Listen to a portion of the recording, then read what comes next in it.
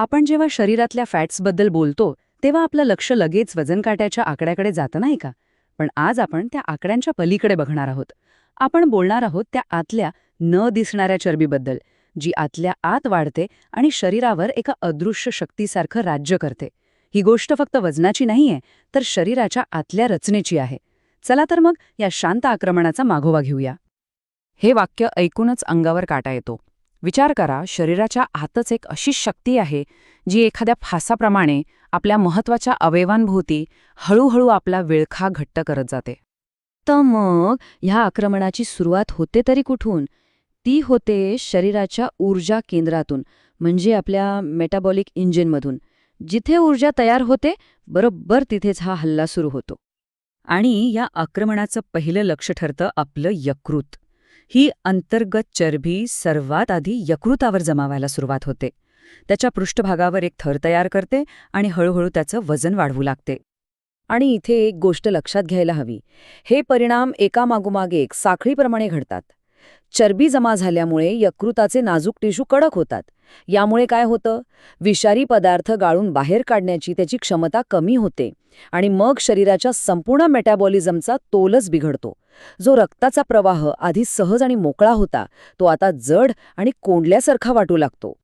हे आक्रमण फक्त यकृतावरच थांबत नाही. तिथून ते हळूहळू पण निर्दयीपणे पुढे सरकतं, थेट स्वादुपिंडाच्या दिशेने. जणू काही एका ठरवलेल्या योजनेनुसारच हे सगळं घडतंय. आता जेव्हा स्वादुपिंडाला या चरबीने वेढलं जातं, तेव्हा त्याचं सगळ्यात महत्त्वाचं काम धोक्यात येतं. शरीराला योग्य वेळी मिळणारे केमिकल सिग्नल्स कमजोर पडतात. यामुळे इन्सुलिन सोडण्याची प्रक्रिया विस्कळीत होते आणि रक्तातील साखरेची पातळी नकळतपणे वाढायला लागते. आणि यातली सगळ्यात धोकादायक गोष्ट हीच आहे. हे सगळं इतकं शांतपणे घडतं की शरीराला त्याची पुसटशी कल्पनाही येत नाही. कोणतीही वेदना नाही, कोणताही लक्षण नाही. फक्त आतल्या आत शरीरावरचं नियंत्रण हळूहळू सुटत जातं. आत्तापर्यंत आपण बोलत होतो रासायनिक बदलांबद्दल, पण आता या आक्रमणाचा दुसरा टप्पा सुरू होतो, जिथे थेट शारीरिक दबाव निर्माण होतो.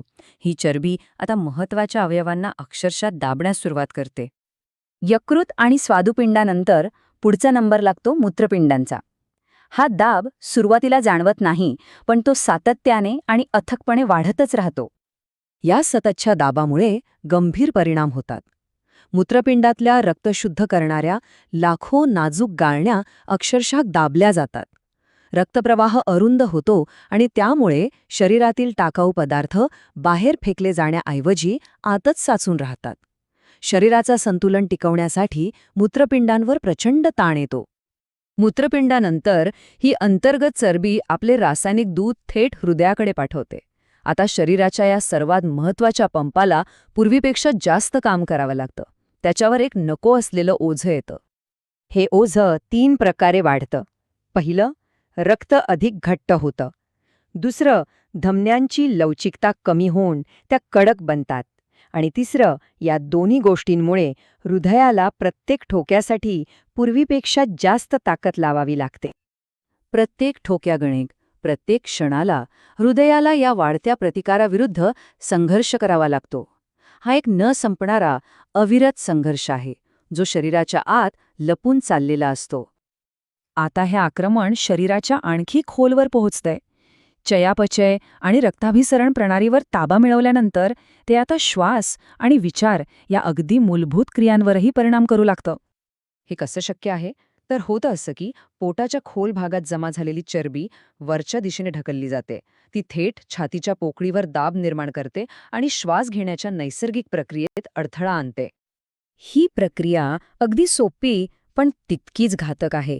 ही चरबी मध्यपटलावर म्हणजे डायफ्रॅमवर दाब देते, ज्यामुळे फुफ्फुसांना पूर्णपणे विस्तारण्यासाठी जागाच मिळत नाही. याचा परिणाम, घेतला जाणारा प्रत्येक श्वास नकळतपणे लहान आणि अपुरा होत जातो. आपलाच श्वास आपल्याकडून चोरला जातो. आणि आता या प्रवासाचा शेवटचा आणि सर्वात चिंताजनक टप्पा, मेंदू. रक्तातून प्रवास करणाऱ्या अदृश्य रासायनिक संकेतांद्वारे ह्या आक्रमणाचे परिणाम थेट आपल्या विचार प्रक्रियेत हस्तक्षेप करायला लागतात.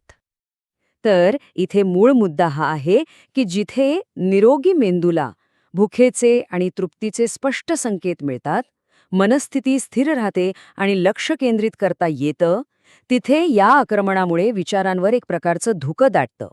भुकेचे संकेत बिघडतात, मनस्थितीत चढ उतार होतात आणि विचारांमधली स्पष्टता हरवून जाते. तर आतापर्यंतच्या या प्रवासात आपण पाहिलं की हे संपूर्ण परिवर्तन किती शांतपणे आणि नियोजनबद्ध पद्धतीने घडतं. हे एक असं आक्रमण आहे जे शरीराला बाहेरून ओरखडाही येऊ देत नाही, पण आतून मात्र पूर्णपणे बदलून टाकतं.